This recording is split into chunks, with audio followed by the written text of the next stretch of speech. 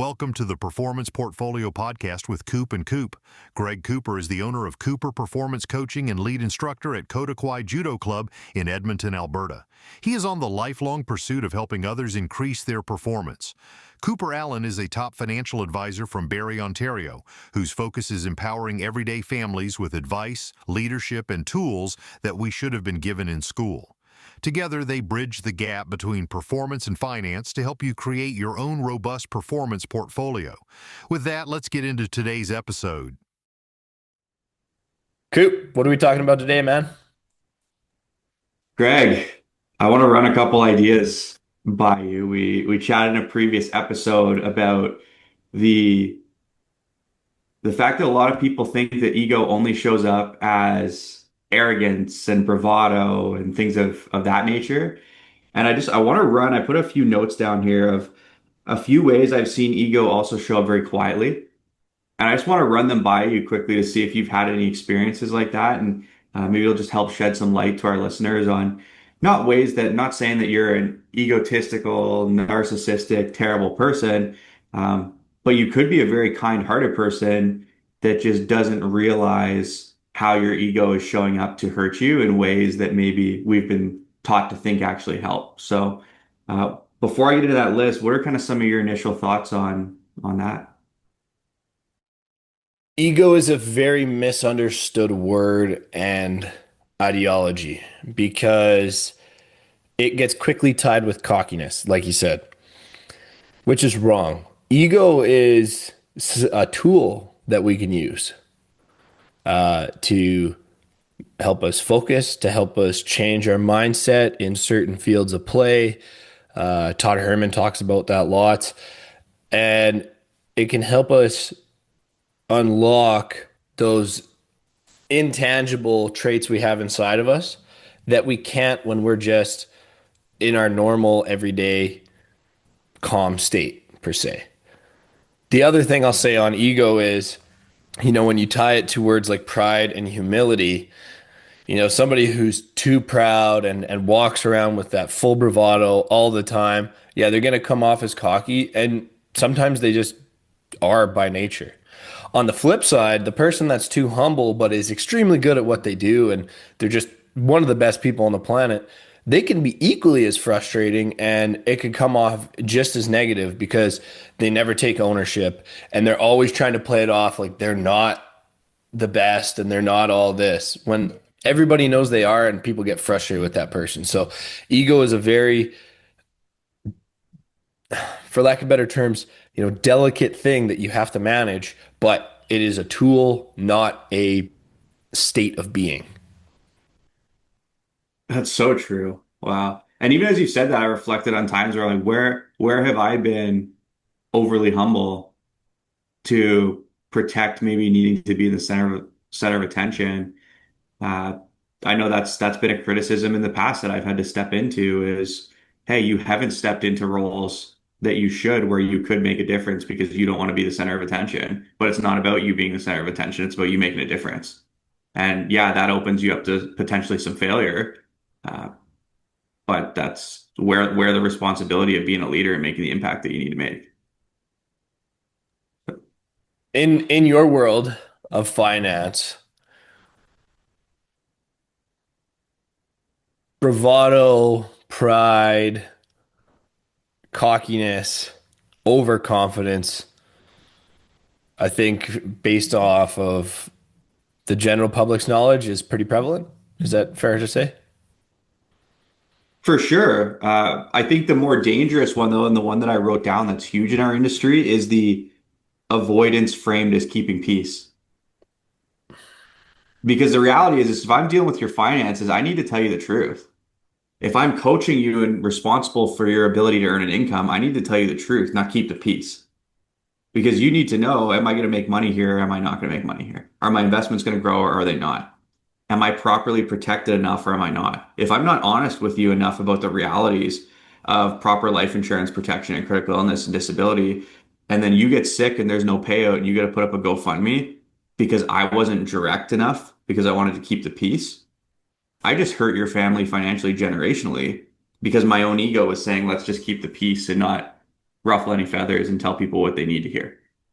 And there's actually one of the client testimonies that I have where a guy said Cooper tells me what I need to hear, not just what I want to hear. And I think that's probably the best compliment that somebody can get. But I know there's a ton of advisors that they they kind of have selective vulnerability and selective honesty, which to me makes quiet ego in a lot of cases more selfish actually than loud ego.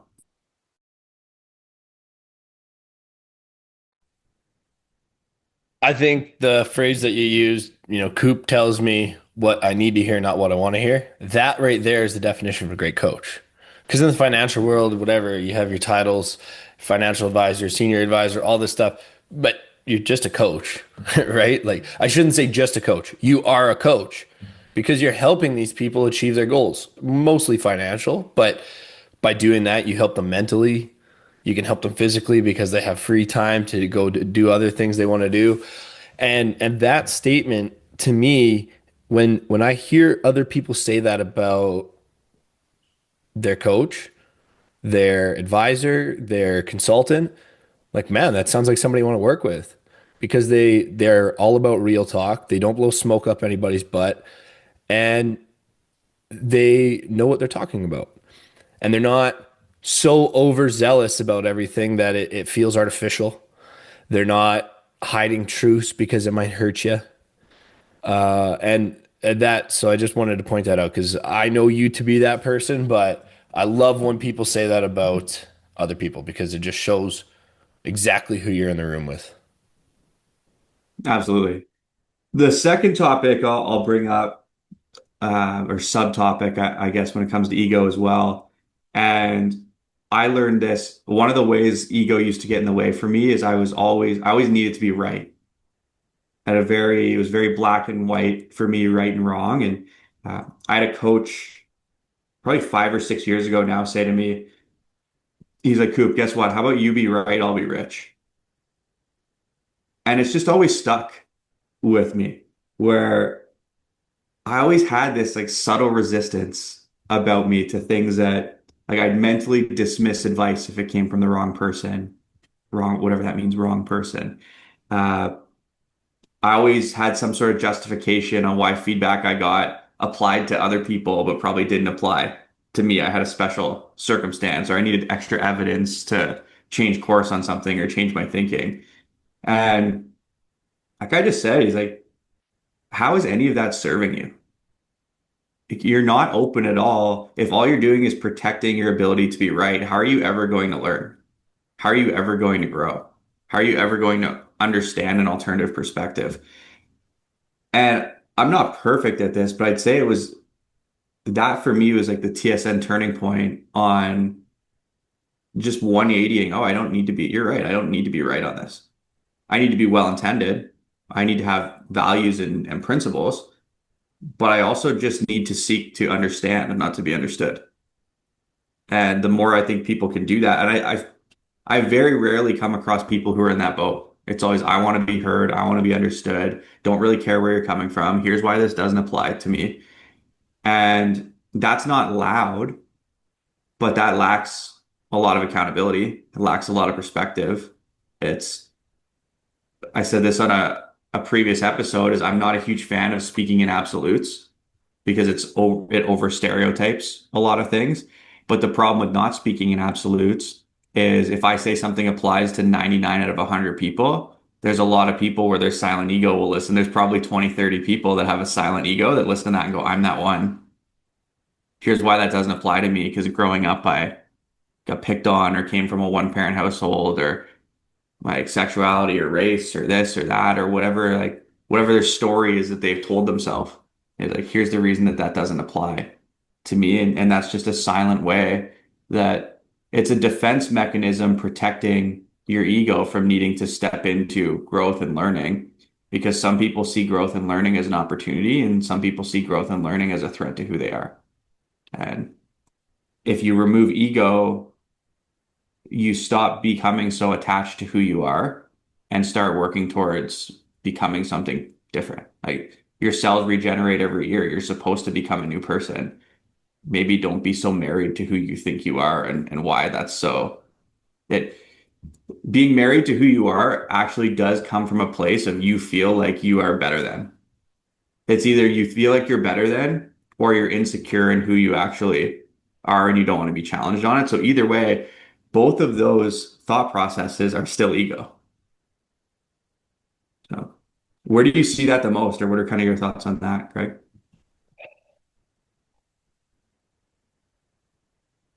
My brain went with it this in this direction. You see the difference in use of ego, the way you just explained it, Coop, too. If you look at who the person is on the sense, are they simply an extrovert or an introvert? Because extroverts and introverts do most things different and they use ego in a different way.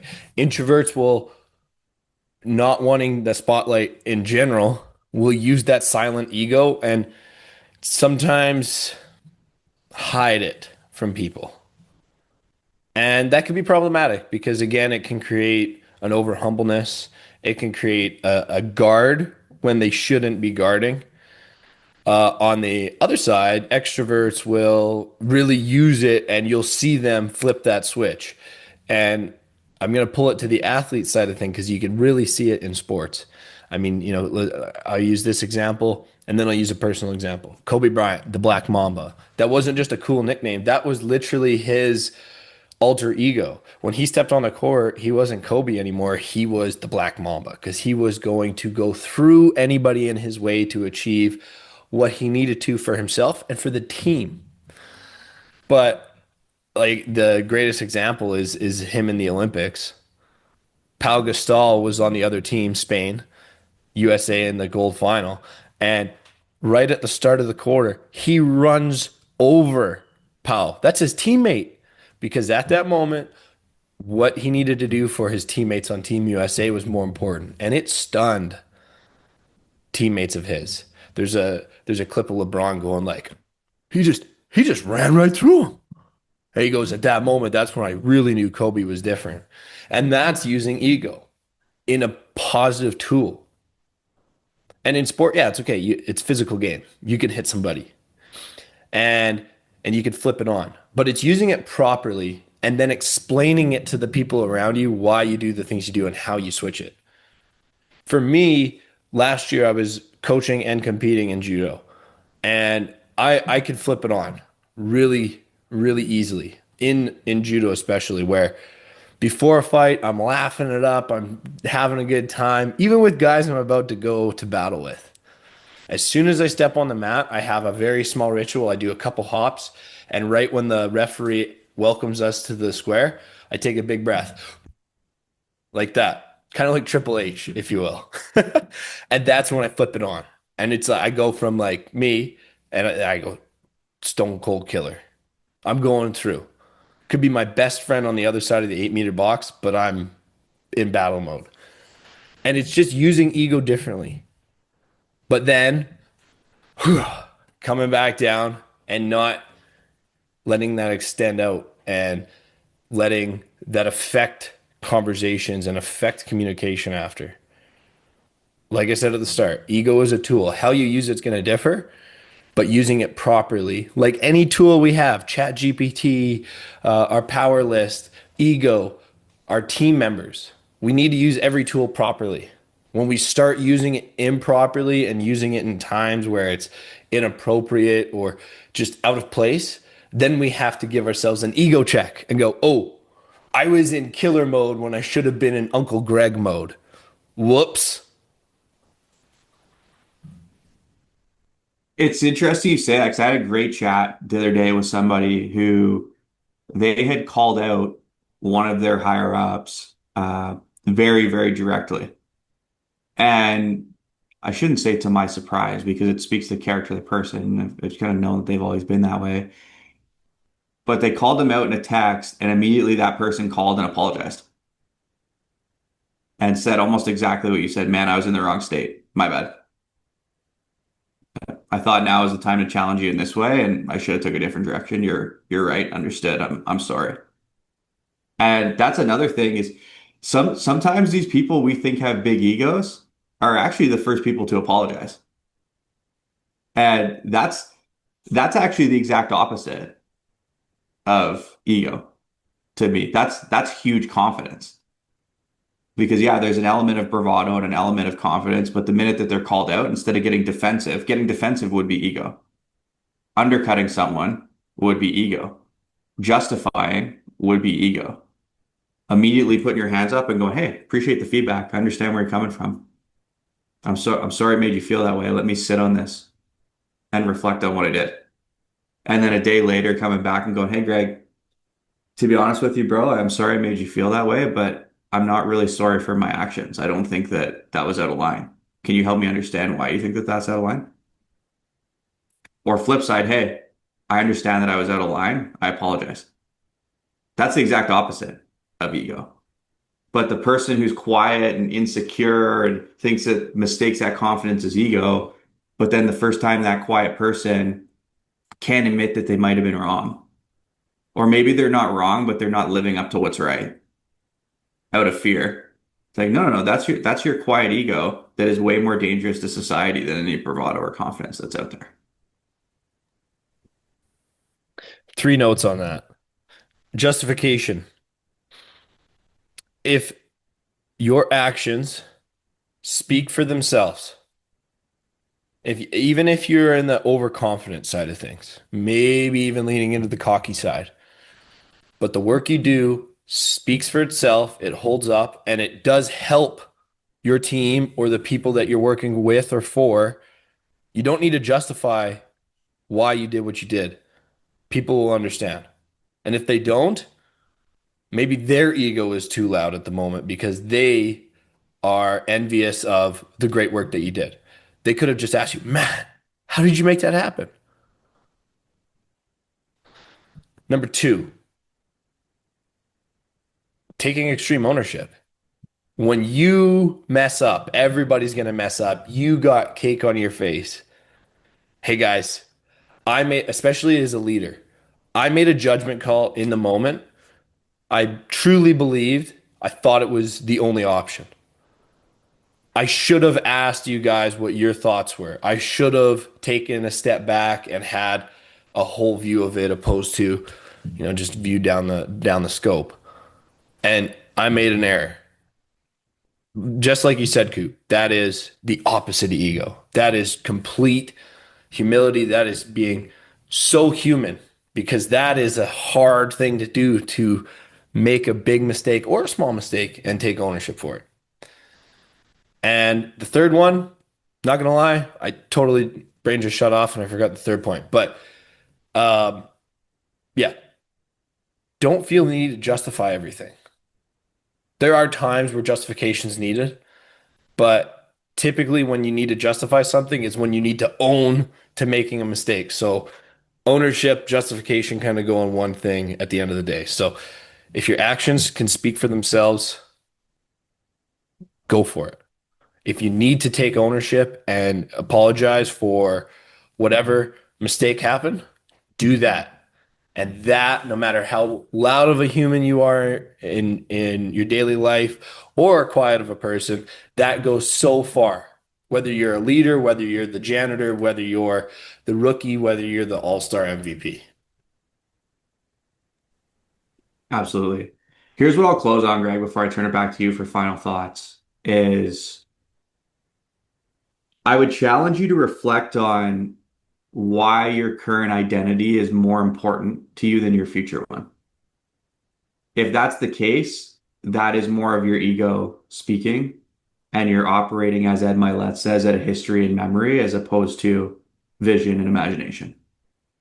And what I would challenge you to think about is, what are the beliefs and identities about myself that I'm protecting? What is it? Are you the responsible one?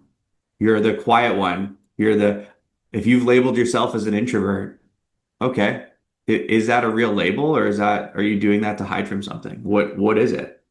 And just pick whatever label or labels that you attach to the most in your life and start asking some seemingly dumb questions about why you attach those labels and what are some ways that maybe if you had to act in the opposite of those ones, right? Oh, I'm always the mother figure. I'm always taking care of my friends.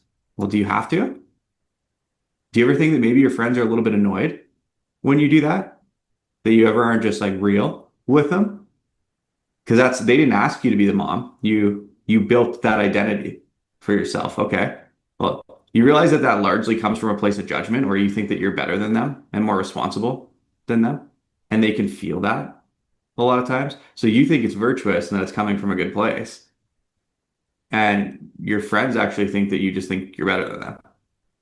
So I would start auditing stuff like that. What are the labels that you have all the best intentions on that are maybe actually hurting other people? And why do you protect those identities? And what does that have anything to do with the future version of yourself? And in a lot of cases, in reflection, you're going to say, you know what? Yeah, for my future self, I want to continue with some of these identities.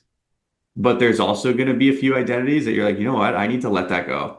That's not going to serve who I want to become and the life that I want.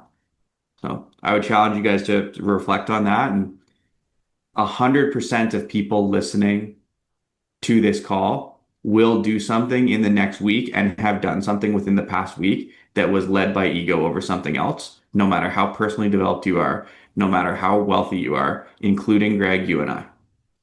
So that type of reflection does not preclude you. There is no, we talked about speaking in absolutes. We've said that a few times in over episodes. That doesn't apply here.